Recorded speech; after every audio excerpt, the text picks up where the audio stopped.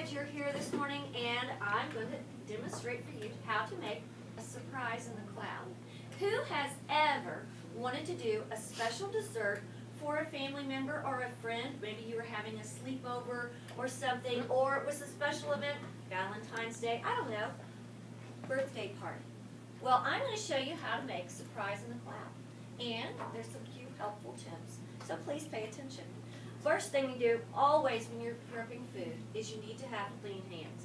So the very first thing I'm going to do is use hand sanitizer so that my hands are clean to be able to work with a food product. So you always want to do that. All right, we're going to get ready to do surprise in the cloud. Now, when you think of a cloud, you think of something white and fluffy. So the first thing we're going to use is Cool Whip. Now, while I'm showing you this, let me please show you all the other items that I have up here. I have a dish to hold our surprise. I have a measuring cup. I've got 2 spoons.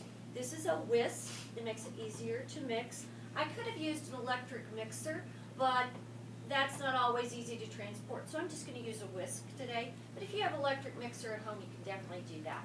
I have a chocolate bar. I have a spatula. This is used to scrape with. I have a carrot peeler. You'll just have to wait and see. I have a box of instant pudding. I have scissors and milk and a Ziploc bag. I also have, in case of a spill, I've got some paper towels and a hand towel. All right, so first I have Cool Whip. I'm using this kind. Could you use the kind in the can? Probably. You just need a lot if you're going to do this for 4 to 6 people, because when you mix up the pudding, that's how many servings you're going to have. It's 4 to 6. So it would be a serving for your family.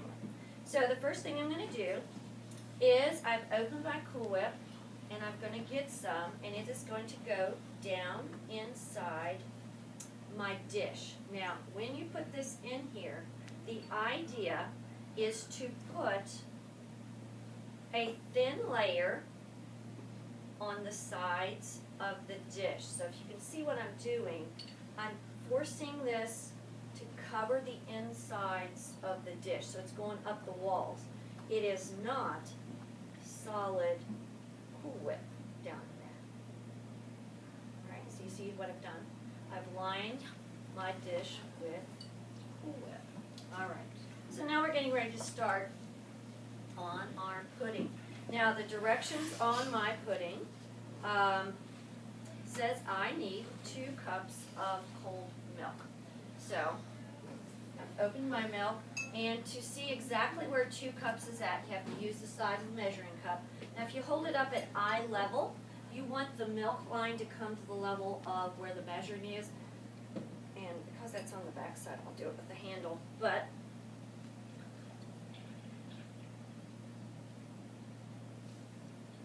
okay, 2 cups of cold milk. Now, you always want to put the milk into the cup first, because if you put the pudding mix in first and then pour the milk on top of it, and this is just a helpful hint I've learned the hard way.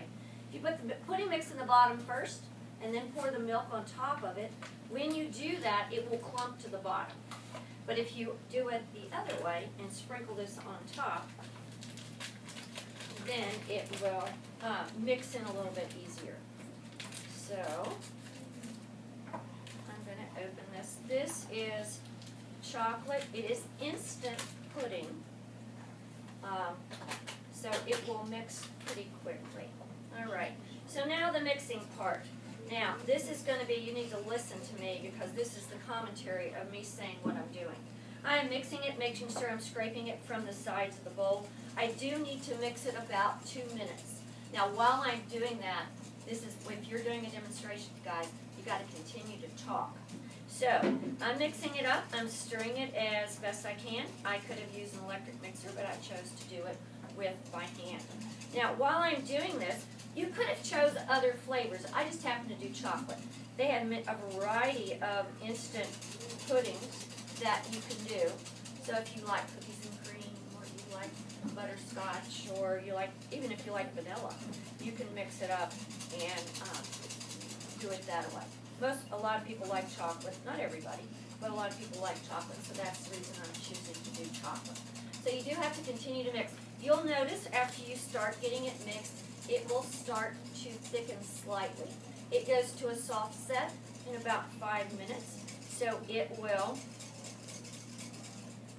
get thicker. And then after you do mix this up, you do need to put it in the refrigerator, and it will continue to thicken down. Now you'll notice if you could see into the top of this, all of the pudding mix has dissolved. It is down in there, and it's because I put it on top. If I put it on the bottom, I'd still be fighting it to get it mixed up. And it should just about be ready. So it goes completely smooth, it gets nice and glossy, and it's just about ready. So you want to get it to where it's begun to thicken.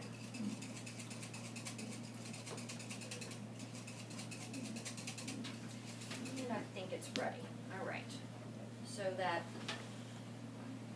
I don't get chocolate everywhere.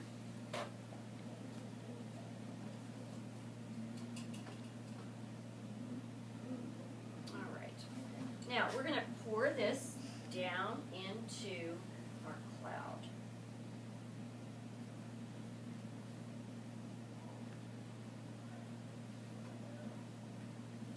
All right.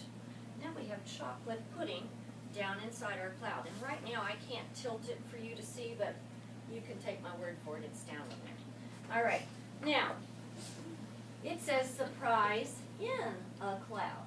All right. So I'm going to show you a trick that you can do with a Ziploc bag. And that trick is to make it as into like a piping bag if you know anything about baking, decorating cakes or cupcakes. So I'm putting a couple spoons of Cool Whip down inside my bag. Clean off my hands. Now you understand why they need paper towel. And I'm going to squeeze it down to one end. Now the idea is to get the air out. So if you have a pastry bag, like a chef or a baker, it kind of looks like this. But if you don't have one, you definitely can use a Ziploc bag. So you're going to notice I've squeezed it to one corner, and I'm just going to cut off the tip of this bag. I've got a little bitty opening. And when I do, I squeeze it down and I twist it in my hand, and now I can control this just like a pastry bag. Okay? So I'm decorating the top a little bit, and actually I'm covering over that chocolate so you can't see it. So now I've kind of given it a whirl on the top, and so now it's down inside the cloud. Now, we're going to go back to the carrot peeler. I have a chocolate bar, and this is just a regular chocolate bar that you can get at the store. It's not anything else, it's just Hershey's chocolate, okay? So I'm going to open this. I have a hard time with my hands, so I always have to use scissors to open everything.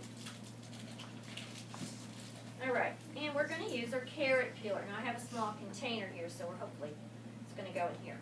So now, if you ever eat a special dessert out in a restaurant or someplace fancy, they always have it garnished or decorated. You don't necessarily always eat the garnish, but it's to make it pretty. So they maybe put mint leaves or fresh raspberries or something on there to make it pretty. We're going to do that as well with this chocolate bar, but we're going to make chocolate curls. And the way we're going to do that is we're going to take the carrot peeler and go up the side of the bar. So you're going to end up with chocolate dust or chocolate just sprinkles, and if it works right, it will start to curl. And this chocolate bar may or may not. But either way, I'm going to use the dust. If it curls, it'll curl just, there it goes, just like a carrot peel where it peels up and rolls into a roll. So you end up with this little chocolate dust. So, can you eat it? Yeah. Can you decorate with it? Yeah. And there you have it. A surprise